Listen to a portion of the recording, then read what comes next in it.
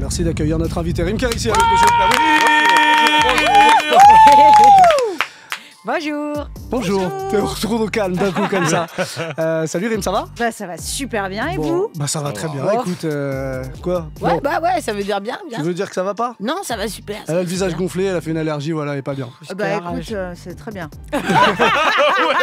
Ça passe. Non mais reste comme ça te va très très bien. Ça passe. Reste comme ça. C'est bon, tu vois? Flippant. Tout va bien. Rim, t'es là pour nous parler de ce film Chien et Chat qui sort mercredi. Un film avec Philippe Lachaud, Franck Dubosc, toi évidemment, dans le rôle principal, et les voix d'Inès Reg et Artus. Yes. Un film mi-humain, mi-animation.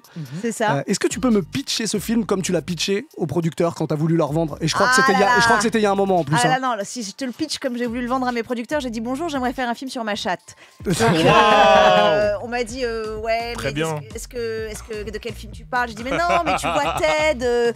Dans Ted, il y avait donc un mec qui était en cohabitation avec sa peluche. Est-ce qu'on pourrait pas faire un truc justement avec un chat qui serait animé? Et on n'avait jamais fait ça en France. Et donc du coup ils m'ont dit écoute, tu sais quoi, réfléchis. Assure-toi que t'es pas sous substance et on en reparle. Réfléchis longtemps, donc ils m'ont demandé de faire un autre film, Jour J. Et puis j'ai pas lâché l'affaire parce que depuis gamine, moi je veux faire parler les animaux. Ah, l'idée c'était avant Jour J? Ouais, c'est Ah ouais, à la d'accord. fin de Paris à tout prix. En 2013, je leur ai dit voilà, j'aimerais vraiment faire un film qui est dans la veine des films américains et on n'avait jamais fait ça en France, ça faisait un petit peu peur et j'avais peut-être pas forcément l'expérience que j'ai acquise après mon second film, donc ils voulaient un peu que j'étoffe mes connaissances de réal et j'ai pas lâché l'affaire, j'ai voulu faire ce film. On s'est donné les moyens, donc du coup là on a vraiment étoffé le pitch. Donc qu'est-ce que c'est que le pitch aujourd'hui? C'est l'histoire. Moi ça m'allait, hein. Ça t'allait? On reste Allez, là-dessus. fais-nous le vrai. Non, mais alors, c'est pour les petits et les grands, je précise, hein, mais c'est l'histoire d'un chien et d'un chat qui perdent leur maître respectif, Franck Dubosc et moi, et on va tout faire pour les retrouver. Ils vont tout faire pour nous retrouver, mais à leur trousse, le méchant, c'est Philippe Lachaud. Donc c'est vraiment un film, si tu veux, qui est cartoon, avec des gags cartoon, avec aussi quand même des messages, de l'émotion, mais il y en a vraiment pour tous les goûts, et c'est le plaisir que j'ai quand je fais des tournées province, c'est que je vois en fait que c'est un film qui touche tout public, et je m'attendais pas à ça. Un film familial, on peut le dire, ouais. Un film familial, mais que tu peux aller voir avec ta meuf si tu veux pécho le jour de la Saint-Valentin. C'est possible aussi. Justement, parlons-en, puisque ça sort le jour de la Saint-Valentin, Ouais. ça sort mercredi. C'est volontaire, ça? C'est volontaire, on est tous un peu chien et chat. On se dit aussi que c'est bien que ce soit pendant les vacances, comme ça les gens ont le temps d'aller au cinéma. Et voilà, non, c'est un film qu'il faut juste aller voir. N'importe quel jour, le 14, le 15, le 16, le 22, faut aller le voir. Le 14, le jour de la sortie, à part checker les scores du film, tu vas faire quoi, toi? Tu fêtes la Saint-Valentin, c'est ton truc? Alors, je suis pas trop du genre à fêter, genre par exemple le jour de l'an, parce que c'est le 31, faut faire la teuf, la Saint-Valentin, ok, c'est le seul jour où tu dois m'offrir des roses.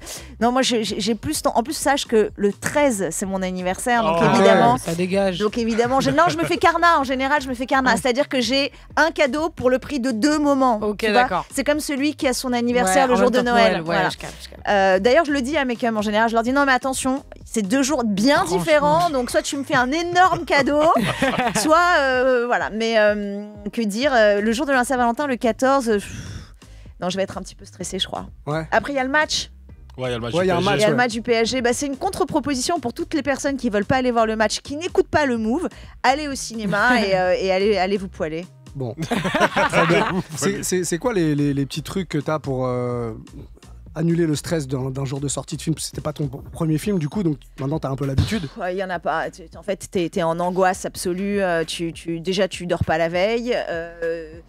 Non, t'es pas bien. En plus, le pire, c'est que tu regardes la météo toutes les 30 secondes en espérant qu'il va pleuvoir et tout. J'ai pas d'astuce.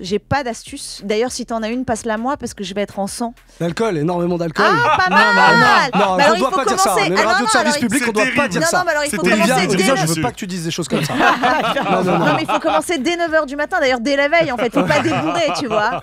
Ouais, non, je sais pas ce que je vais faire. Ok. Je sais pas.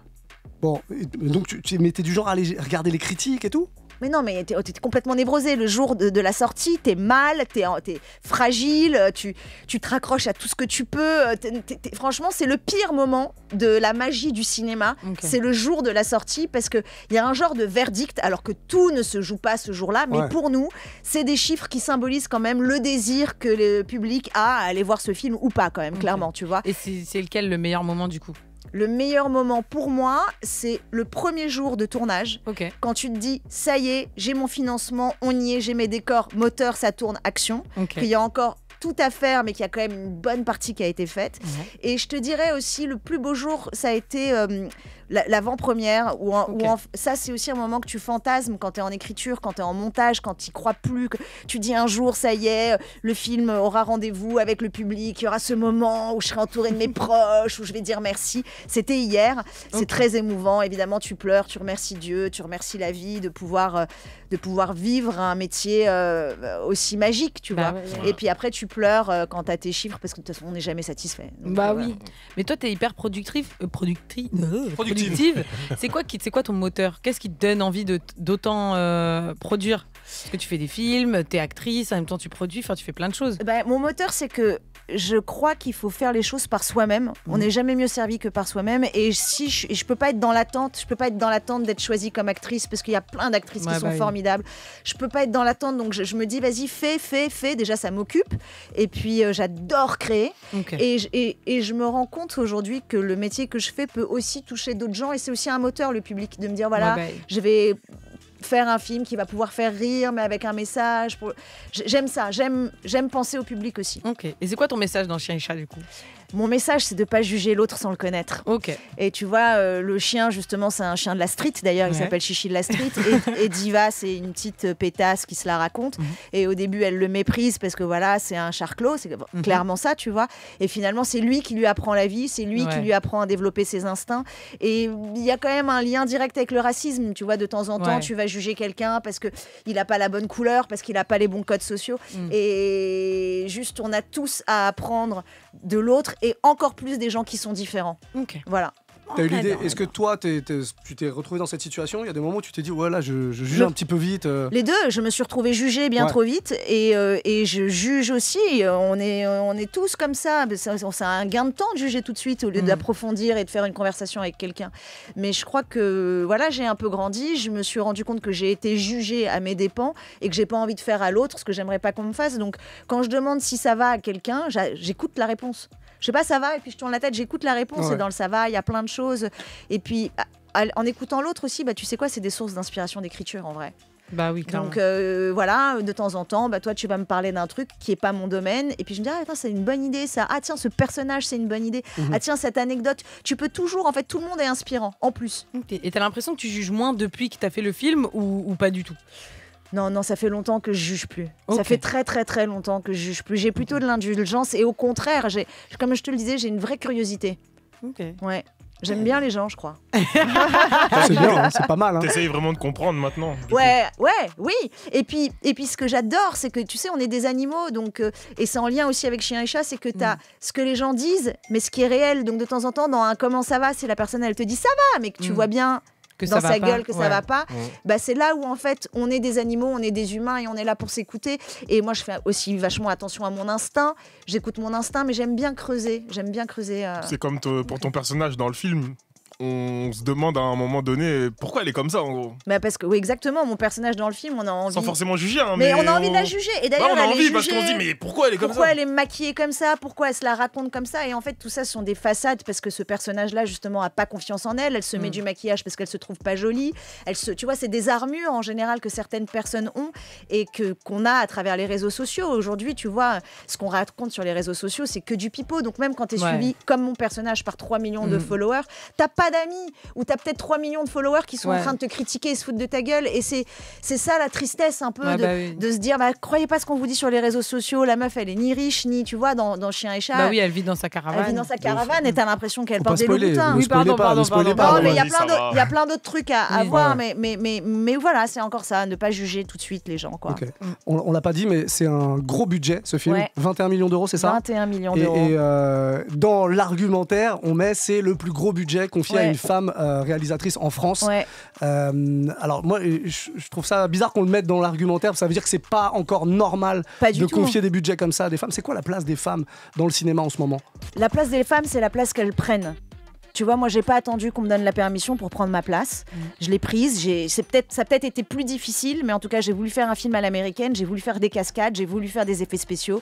Personne ne l'a fait, ça, en France, au-delà du budget. C'est-à-dire qu'il n'y a pas un film avec des animaux en 3D qui a été fait. Donc, si tu crois en tes rêves, que tu lâches pas l'affaire, que tu sois une femme ou un homme, bah t'y vas. Et puis après, oui, aujourd'hui, c'est un argument parce que on se dit que peut-être les femmes font des films un peu plus intimistes, un peu plus, tu vois, un peu plus doux, etc. Moi, j'ai voulu écrire un film comme ça, et on s'est battu. J'ai pas été la seule à me battre, on y a tous cru. Les acteurs qui m'ont fait confiance m'ont permis aussi de pouvoir proposer un film de grand spectacle et donc du coup de gros budget. T'as l'impression quand même que quand t'es une femme, il va falloir se battre 2 fois plus pour obtenir les mêmes budgets auprès des producteurs? Je crois, va falloir se battre. C'est tout. Je suis plus sûre vraiment que c'est une histoire de sexe, de se dire est-ce que je suis une femme, pas une femme. C'est comment tu arrives et tu présentes ton projet. Alors évidemment, les femmes sont un peu plus fragiles, donc peut-être que ça va être oui, bonjour, peut-être que ça va être ça, alors qu'un mec, il va avoir un peu plus de conviction, il va avoir moins de rondeur, et peut-être qu'il faut plus s'affirmer et que les hommes osent plus le faire, mais il ne faut pas attendre qu'on nous donne la permission, nous les femmes, pour le faire. On est aussi brillantes que les hommes, et les meufs le savent, hein. Les meufs le savent. Et puis après, ces histoires de sororité, c'est aussi de l'hypocrisie de dire ouais, on s'entraide entre nanas. C'est pas vrai non plus. C'est juste, tu prends ta place, tu taffes. Tu taffes. Et s'il faut travailler 20 fois plus qu'un homme, c'est pas grave. On s'en fout, on le fait. De toute façon, tu sais, on est maman, on fait le ménage, on fait la vaisselle. On vit déjà beaucoup. On a l'habitude d'avoir une charge mentale, on s'occupe de nos cums. On a l'habitude d'avoir une charge... Non, mais c'est vrai. On a l'habitude d'avoir une charge mentale, donc on est capable de plein de choses, nous les femmes. On accouche. Ouais. Bordel. J'ai vu dans une interview qui est sortie d'ailleurs, je crois, hier, que tu disais en parlant des mecs, justement, que tu étais capable de tomber amoureuse, de plusieurs mecs en même temps. Pas plusieurs... Tu comprends ce truc de je peux être amoureux d'un tel, amoureux d'un tel. Oui, ça veut pas dire que je suis... tout ça? Bien sûr. Alors, je t'explique tout ça. On est en petite thérapie. Mademoiselle Kérissi, allongez-vous. Alors, je m'allonge et je t'explique. Je reconnais la beauté de quelqu'un, j'entends humaine aussi, tu vois, et le talent. Je reconnais ce qui peut être séduisant chez quelqu'un. Ça veut pas dire que je vais le pécho, mais tu peux, tu vois, te dire, oui, cet homme-là, si j'étais pas mariée, peut-être que j'aimerais passer du temps avec lui, et tu te l'interdis parce que tu es marié et tu as raison de le faire, mais ça n'empêche pas que tu peux être amouraché de quelqu'un, te dire bah ouais, il est brillant. C'est attiré plus qu'amoureuse. Non, mais même amouraché, se projeter un petit peu. Oui, je sais pas, moi je suis une amoureuse de la vie. J'ai ce même rapport avec mes copines, je les aime, je les trouve brillantes, je les trouve jolies, je leur fais des compliments voilà, je crois qu'on peut être amoureuse de plein de... Je suis amoureuse de mes fils, je suis amoureuse de mon chat. C'est pas pareil après. Mais non, mais je donne de l'amour et je sais pas comment t'expliquer. En tout cas, je suis pas polygame, si c'est la question. Non, c'était pas la question. S'il y a une autre question de est-ce que tu peux me pécho, la réponse est non. Il n'y en a pas d'autre. Non, mais voilà, oui, j'aime les gens, c'est ce que je te disais. Ok, très bien. Pour parler d'un autre sujet, il y a donc 2 voix off dans le film, Artus et Inès Reg, qui font donc respectivement Chichi et Diva. Les 2 animaux, Avant de tomber sur ces 2-là, déjà, est-ce que ça a été le premier choix ou est-ce que tu avais d'autres idées? Comment tu... Non, Inès et Artus, ils ont passé un casting quand même pour lire le texte et voir s'ils étaient à la hauteur. Ils sont brillantissimes, donc je les ai choisis. Inès, elle a une voix, un timbre de voix. Vous, à la radio, vous savez à quel point c'est important. Elle a un timbre de voix qui est irrésistible. En plus, elle a de la drôlerie, elle est fun. Donc, elle était parfaite pour Diva. Et Artus, c'est un sniper qui balance de la vanne tout le temps. C'est un peu le personnage de Chichi qui est hyper cash. Et donc, du coup, il a campé le personnage à la perfection.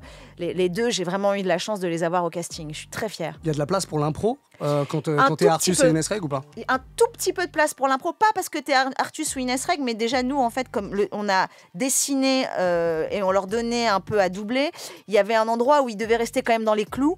Alors quand ils avaient envie de mettre un mot ou une phrase à leur sauce, c'était le bienvenu parce que c'est ce qui rend les personnages fun et très authentique exactement.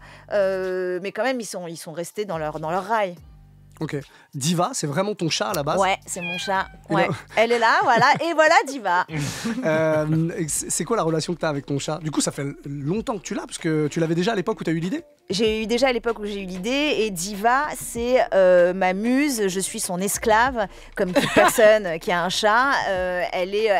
En fait, elle m'a inspiré ce film parce qu'elle a un physique hyper atypique. Les Maine Coons sont des énormes chats. Quelle taille elle fait? Elle fait 1 mètre à peu près pour 12 kilos, c'est des panthères. Donc t'es dans la tranche haute.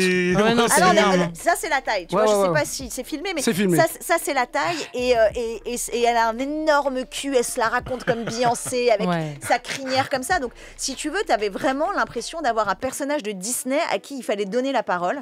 Et moi, voilà, j'ai toujours vécu avec des chats, j'ai toujours imaginé qu'ils me parlaient. Je suis pas la seule tarée dans ce genre-là. Et du coup, j'ai décidé de donner la parole aux animaux. Ouais. Okay. Et les Maine Coons, du coup, c'est pas du tout comme. T'as déjà eu un autre chat, chat lambda? Oui, j'ai déjà eu un chat lambda. Il y a une différence quand même entre les deux ou pas? Parce qu'on dit que les Maine Coons sont plus comme des chiens, genre ils sont plus. Ouais, ils sont plus. En fait, affectueux. Chaque chat est différent. J'ai un autre Maine Coon qui se croit être chien. Tu vois, il a oublié toute sa dignité. Il aboie et tout. Non, mais il ramène la balle pour de vrai. Il se la raconte pas du tout. Il est gentil. Et Diva, c'est vraiment une Resta. Elle a une estime d'elle, mais c'est beaucoup trop, tu vois. Tu l'as appelée Diva en même temps. Mais oui, mais tu sais, c'est comme si j'avais projeté qu'elle allait être. J'étais complètement fascinée par son physique. Je te dis, j'étais un peu la groupie, quoi. Son assistante. Un peu comme dans le film. Clairement dans le film. C'est ça le seul. Est-ce que c'est le seul point commun que tu as avec Monica, ton perso dans le film? Ou il y a autre chose? Le point commun que j'ai avec Monica à l'époque où en tout cas j'ai commencé à écrire ce film, parce que ça remonte à longtemps, j'étais aussi un peu une pauvre fille, ça, dans le sens où voilà, j'avais pas de mec, j'avais que mon chat. J'étais un peu seule, quoi, quand même. Même si et comme Monica, tu vois, t'es un peu connue, on a l'impression que t'es très entourée, mais quand tu rentres, il y a personne aujourd'hui. Il y a quand même le chat. Il y a quand même le chat, mais c'est pour ça que tu lui donnes tout. Mais c'est pour ça que tu lui donnes tout, parce qu'en fait, c'est lui qui est là. Ah, oui. Et puis aujourd'hui, la vie a changé. Je suis maman de 2 enfants et j'ai un mari. Donc, je suis moins comme Monica, mais j'ai encore énormément de tendresse pour ce personnage et pour toutes les femmes qui sont comme elle. Et tu lui dois un film? Et je lui dois largement un film, ouais. Okay. Tu l'emmènes avec toi dans les avant-premières et tout? Diva, non, elle est beaucoup. Mais je te dis, elle se la raconte. C'est-à-dire qu'elle dit non, mais amène ma doublure. Elle se mélange pas. Clairement pas. Ouais. Okay. Si elle pouvait parler, ta chatte, Diva. Si elle pouvait parler, qu'est-ce qu'elle dirait? Je te propose des phrases, tu les termines comme si c'était elle qui les terminait. Ça marche ou pas? Ça marche. Le matin, quand elle se lève, ma maîtresse. Elle pue de la gueule. Ma maîtresse me répète un peu trop que je suis hyper belle. Ok. Ce qui me saoule le plus chez ma maîtresse, c'est son âge. Elle n'est pas très photogénique à côté de moi. Il n'y a pas à dire, ma maîtresse, c'est vraiment la meilleure. Mytho. Tu mens à tout le monde? Non, mais elle voit, elle connaît, elle est témoin de tout ce qui se passe en vrai. Donc si je mitonne, elle est là, ah ouais, vraiment, tu crois? Moi, je vois ta gueule, là, je sais que tu mens. Elle sait. Et la dernière, il y a pas longtemps, j'ai entendu ma maîtresse s'embrouiller avec son fils. Avec son fils. Mon fils, c'est un relou, il a 4 ans, c'est une caïra. Il écoute rien, j'ai aucune autorité sur lui. Donc du coup, c'est embrouille, quoi. Tous les soirs, on s'embrouille. Je sens dans sa voix qu'elle est dépassée. Là. Non, mais je te dis, tu sais quoi? Non, mais j'arrive à diriger un plateau de 400 personnes, tout le monde me respecte, et mon fils de 4 ans, il en a rien à faire. Le terrible non. Non, mais c'est le non, tout le temps non, toujours à négocier, je sais pas de qui, tiens. Sa mère peut-être. Peut-être. Sa mère ou son père d'ailleurs? Non, il tient de moi, il est relou comme moi. Il est relou comme moi. On parle beaucoup des réseaux sociaux, tu le disais. Elle a combien d'abonnés, Diva, dans le film? Dans le film, elle a plus d'1 million d'abonnés. Plus d'1 million d'abonnés. C'est quoi ton rapport aux réseaux sociaux, toi? Ah, j'en ai plein. Donc quand j'ai travaillé sur Chien et Chat, sur le film de Diva, j'avais donc le compte de Diva qui me permettait d'être sur les réseaux sociaux et d'avoir plein de vidéos de chiens et de chats qui m'ont servi comme base de données pour les donner aux animateurs, et c'était comme une bible, comme comme un mood board. J'avais plein de photos, donc c'était comme une encyclopédie sur les chiens et chats. Après mon rapport aux réseaux sociaux, évidemment, il y a de l'ego trip, tu vois, t'aimes bien poster une photo où tu te trouves belle, et puis à l'instant où tu la postes, tu te dis mais ça intéresse qui? Puis après tu dis mais je suis quand même un peu trop belle, donc je peux pas me retenir de la poster. Non, après tu vois, donc t'as un rapport où tu sais pas exactement où mettre la distance. Il y a des fois où voilà, tu vois, il y a aussi un rapport de quand ton film vient d'être projeté, que le public t'écrit, et bah du coup tu as un rapport direct avec le public, et donc ça c'est canon parce que tu as les retours 2 heures après qu'ils aient vu le film. Tu réponds aux DM toi par exemple sur Instagram? Ouais. Moi je réponds plus aux commentaires, c'est plus simple parce que c'est à la suite, tu vois, mais j'aime aussi ce rapport avec les réseaux sociaux où tu peux avoir un retour du public, et aussi il y a le rapport du stalking absolu où tu te poses une question sur quelqu'un et et alors là je suis vraiment une super détective, j'adore ça, tu zoomes en arrière-plan, tu vois tac. Qui était avec elle? Ça à ma période de célibat, mais waouh, j'aurais pu ouvrir une entreprise. Ah ouais? Ah oui. C'est très flippant. Ouais, mais je suis flippante, tu sais, je fais un film. C'est quoi ton réseau social favori? Bah, c'est Instagram. Okay. Et je trouve que le plus toxique pour moi, c'est TikTok, parce qu'en fait, c'est des vidéos qui sont de 15 secondes moins, et du coup, tu swipes, et tu dis, oh putain, il est 2h du matin. Ouais. Qu'est-ce qui s'est passé? Du vide. J'ai rien appris, ça a été trop vide. J'ai pas été productif. Enfin, ouais. C'est le plus toxique. On a découvert il y a 1 heure, je parlais d'un nouveau réseau social. Il faut que je présente. Je suis désolé, Olivia avait pas cette. Il faut que j'utilise. C'est quoi? Il y a un nouveau réseau social qui s'appelle louper, c'est pas possible. Poopmap. C'est tu poupes, donc tu chies. Oui. Et c'est là où t'as chié? Voilà. Elle a trouvé direct. En gros, tu crées ton petit réseau avec tes amis, du coup, a priori, ou ta famille. Bon, c'est un peu chelou, mais bon, pourquoi pas. Et à chaque fois que tu vas aux toilettes, pour faire la grosse commission, le reste n'est pas intéressant, tu te localises et tu donnes l'heure et tu dis, voilà, là, j'ai fait ce qu'ils appellent un drop. J'ai drop et tu commente ce que tu viens de faire et tu donnes une note de 1 à 5 étoiles. Et les gens peuvent commenter aussi. Parce que tu peux prendre des photos de ton poupe? Tu peux tout faire. Pas de photos, pas de photos. Mais par contre, dès que t'as fait, ton réseau reçoit une notification. C'est tellement... followers. Alors tu sais quoi? Je pense que le gars qui a fait ça a beaucoup d'autodérision. J'espère que c'était pas Scrum Dog, et je pense qu'il buvait beaucoup d'alcool, le gars. Allez, j'ai une idée. On va faire une application où quand tu chies, tout le monde le sait. C'est quand même horrible. C'est quand même très chelou, mais on a des témoignages de jeunes demoiselles qui disent ouais, c'est génial parce que du coup ça permet un peu de dédramatiser quand on a ces conversations.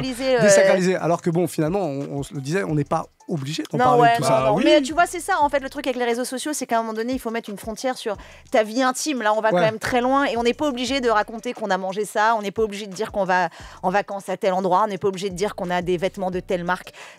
Je ne veux pas recevoir de notifications quand on chie. C'est tout simple. C'est clair. Je crois pas demander la lune. Ouais, non, c'est clair. Et encore finalement, c'est de quelle lune on parle? Mais tu franchement, c'est n'importe quoi. C'est pas mal. En parlant de réseaux sociaux, et d'ailleurs même plus largement, t'es sensible aux critiques, toi, des gens? Alors, il y a des trucs qui me... Je suis moins sensible qu'avant, mais les critiques qui sont infondées de gens, en fait, qui sont capables de dire « Ouais, le film a l'air à chier ».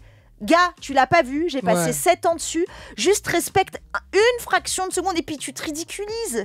Ton propos, il veut rien dire. Et j'aime pas aussi les gens qui taclent les gens sur le physique. Tu vois, genre, ah non, mais la meuf, tu sais, comment ça s'appelle ça, ce body care, il y a un mot.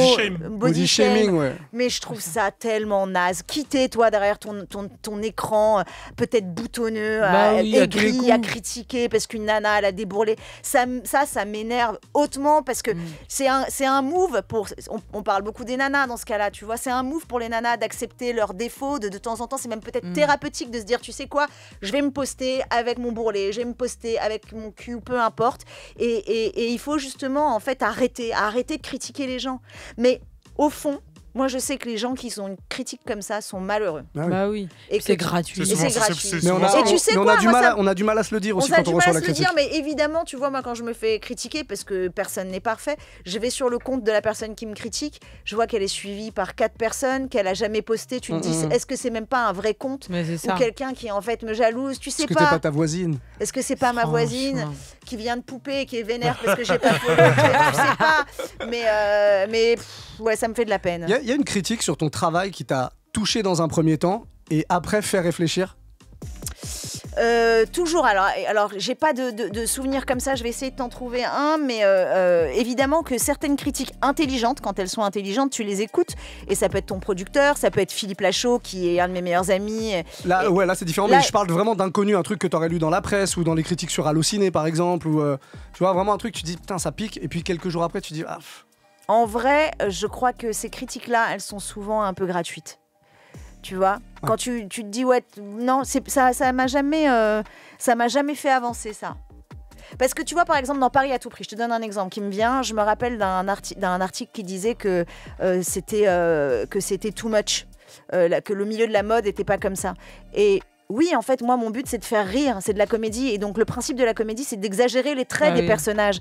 Donc, je suis pas en train de faire un documentaire. Et du coup, en fait, la critique, pour moi, est infondée. Ce n'est pas un documentaire. Tu n'as pas compris le film. T'as pas compris mon ton, tu vois, voilà. Ok, d'accord. Et à l'inverse, c'est quoi ta plus belle preuve de reconnaissance dans le milieu, en tant que productrice ou actrice? La plus belle preuve de reconnaissance, c'est quoi qu'il arrive, le public. Le public, c'est celui qui dit la vérité, qui en fait n'a pas d'intérêt à être méchant directement. Quand tu vas dans les salles, là pour Chien et Chat, les retours qu'on a eus, où les gens prennent la parole, ils sont pas obligés de te mentir, sinon tu vois, ils se taisent, quoi. Et quand tu as des mots sincères où tu sens qu'ils ont compris, où tu sens qu'ils ont compris le message, où, là tu te dis que tu fais ton travail. Tu t'es pris la tête pour quelque chose, ouais. Ok, d'accord. Est-ce que tu es du genre à déjà regarder, alors que ton film n'est pas sorti, déjà vers l'avenir et avoir déjà l'idée du prochain film? Oui, parce que en fait, ça tient envie. Tu vois, de toujours rester dans la créativité. D'avoir un projet, ouais. Sinon, justement, le 14 février, ça va être un peu vertigineux. Et qu'est-ce que je fais, tu vois? Donc, évidemment, je donne de temps en temps des coups de main en écriture aux garçons de la bande, à Philippe et tout, qui est en train de préparer son prochain film. Ça t'aide. Et puis moi, mon projet, si le public est au rendez-vous pour Chien et Chat, je rêve de faire un 2. Le numéro 2. Ouais, j'en rêve. Ouais, ouais. Quel film tu supportes pas du tout? Quel style, genre? Tu sais quoi, je peux pas répondre comme ça parce que je respecte l'univers du réalisateur quand même. Ouais. Mais après, ce qui me touche pas, ça, je sais pas. Il y a toujours quelque chose à. C'est vrai. Horreur, drame, amour, tout. Non, parce que je me dis, la personne, elle s'est pris la tête. Regarde, il y a peut-être un point de vue, ou même, j'avoue que de temps en temps, je peux passer à côté d'un film. Tu vois, par exemple, Dune. Ouais. Bah, je suis passée complètement à côté, j'ai pas du tout aimé, et pourtant je sais que ça touche toute une génération qui sont huge et tout, donc c'est vraiment, c'est bien qu'il y ait un public pour tout. Ouais, bah, ok, d'accord, je vois. Ok, ouais, c'est tout, je suis arrivée au bout. Okay. Est-ce que t'as des rêves en tant qu'actrice, mais pas forcément sur des films à toi? Oui. Parce que là, pour l'instant, c'est vrai que tu réalises tes propres films, donc c'est un peu confortable parce que ça évite. Ouais, confortable, c'est un grand mot. Hein. C'est pour ça que j'ai dit un peu confortable dans le sens où tu te façonnes tes propres rôles et puis tu zappes la partie casting. Par contre, t'as tout le reste qui est super galère à faire. Est-ce que t'as des rêves vraiment d'actrice où genre on vient te chercher? Il y a plein de réalisateurs, tu sais, avec qui je rêverais de travailler, ou même d'acteurs avec qui je rêverais de travailler. Je rêverais de travailler avec Alain Chabat, par exemple. Ouais. Ça serait un rêve absolu. J'aimerais donner la réplique à Emma Stone. Ah ouais. Je suis fascinée par cette nana. Tu sais qu'elle traîne de temps en temps en Tuileries en bouffant des carottes dans des supermarchés. Tu m'inquiètes, donc toi t'es en stalking de ouf. Il y a un humoriste qui est venu, qui nous a dit qu'il avait fait un stalking. Non, c'est pas ça, c'est un humoriste qui s'appelle Alex Fredo qui a une petite séquence qu'il fait sur les réseaux. Il vient avec sa guitare dans les parcs, il se pose à côté des gens sur les bancs et il improvise une chanson sur ce qu'il voit. Donc si c'est un couple ou des copines, etc. C'est flippant, mais assez agréable au final. Il le fait, il arrive au jardin des Tuileries et il s'assoit sur le banc et il commence à jouer la guitare, il se retourne et en fait il s'aperçoit que c'est Emma Stone. Trop classe. Voilà. Et donc du coup il a perdu ses moyens, il l'a pas fait finalement. Ah ouais. Voilà. Non mais cette nana c'est une actrice de dingue et tout ce qu'elle fait est excellent. J'adorerais la diriger. Alors là, en tant que réalisatrice, pouvoir diriger Emma Stone, mais je peux t'assurer que là, je ne veux même pas le premier rôle. Je suis genre en hola, tapis rouge, tout ce que tu veux, je la paye, enfin, tu vois, c'est mon rêve. Et sinon, le dernier rêve que j'ai, c'est pouvoir faire ce métier toute ma vie. Ah, ça, c'est lourd. C'est bien engagé, là, pour l'instant. Ouais. C'est vraiment gentil de dire ça, merci. On terminera par juste une petite question. C'est quoi la plus grosse galère de ce tournage-là? La plus grosse galère de ce tournage, c'était les moins 37 degrés quand même. On a tourné. Oui, parce que vous avez tourné au Canada. On a tourné au Canada. Il y avait vraiment le premier jour de tournage. Waouh, je réalisais mon rêve, j'étais prête, tout ça, moins 37, pas de soucis, moteur, ça tourne, action. Et ben non, pas action, les caméras, elles ont gelé. Quoi? Ah ouais, on a dû mettre des chaufferettes autour des caméras, les cartes SIM gelées, tout 2 heures de retard dans la gueule parce que rien ne marche. Parce qu'en fait, et je leur dis, mais je comprends pas au Canada pourquoi vous tournez pas en hiver. Elle me dit, on tourne en hiver, stylé à l'intérieur. Il y a bien vous que les Français là qui pensaient tourner en extérieur. Et tu dis, ouais, bah voilà. Donc baptême compliqué. puis après, c'est bon, on a pris nos dispositions. Et sinon, autre galère, c'est les cascades de Franck Dubosc. Parce que Franck Dubosc, qui est très généreux, voulait faire ses cascades. C'était des cascades pitoyables. Ah ouais. Parce que dans le film, il y en a beaucoup, tu vois. Elles sont quand même chaudes. Ouais, elles sont quand même chaudes. Alors, on lui disait oui, puis derrière, on le faisait doubler. Ouais. Il voulait vraiment faire ça tout seul. Non, mais Franck et Philippe sont irrésistibles, sont des acteurs top. Philippe, lui, pas de souci, un petit cascadeur, ça m'évite d'avoir froid, ça m'évite de me faire mal et tout. Et Franck, il est hyper volontaire. Il dit non, mais moi je le fais. Non, mais Franck, on ne veut pas que tu le fasses. Non, mais je le fais. Ok, vas-y, viens, ça va te faire plaisir, on le fait. Coupé, parfait, Franck, vas-y, next. On peut la refaire. Du coup, Franck Dubosc, quand il a regardé le film, il croit que c'est lui. Il se dit putain, je déchire. Ouais. Non, c'est pas vrai. Non, ça. il sait parce qu'il a vu le making of et il sait que. De toute façon, mais même lui, tu sais, il y a Franck Dubosc et il y a Tom Cruise, quoi. C'est deux trucs complètement opposés. Donc non, il sait. Mais il a tellement d'autres talents que ça va. Il peut pas tout avoir quand même. Hein. Oui. C'est déjà bien. Mais c'est bien qu'il pense qu'il est le truc. Oui, et non, le gars, c'est il un peu dit putain, mignon, qu'est-ce quoi. que je dis, ce n'est pas toi. Bon, merci les en tout cas d'être passé. On rappelle que Chien et Chat, ça sort le 14 février, donc mercredi, pour la Saint-Valentin. Allez-y en amoureux ou pas d'ailleurs, allez-y tout court. Ou avec vos petits frères, vos petites sœurs, vos neveux, avec tout le monde, avec tout le monde, c'est ça que t'es en train de dire. Allez-y avec tout le monde. En groupe. En groupe. C'est un peu partout en France, j'imagine. Il y a combien de copies, comme on dit dans le game ? On dit 560 copies, mais ça veut rien dire. Ouais, mais ça veut. Enfin. Ça parle pas aux éditeurs. Moi, il y a encore 3 semaines, je savais pas ce que c'était. En gros, tu vois, ça veut vraiment rien dire. Il faut y aller. C'est tout ce qu'il faut retenir. Aller au cinéma. Chien et Chat avec Rim Kérissi, donc Franck Dubosc, Philippe Lachaud et les voix d'Inès Reg et Artus. Merci d'être passé nous voir. Avec un grand plaisir. Merci de m'avoir reçu. Tu reviens pour le prochain. On fait ça comme ça.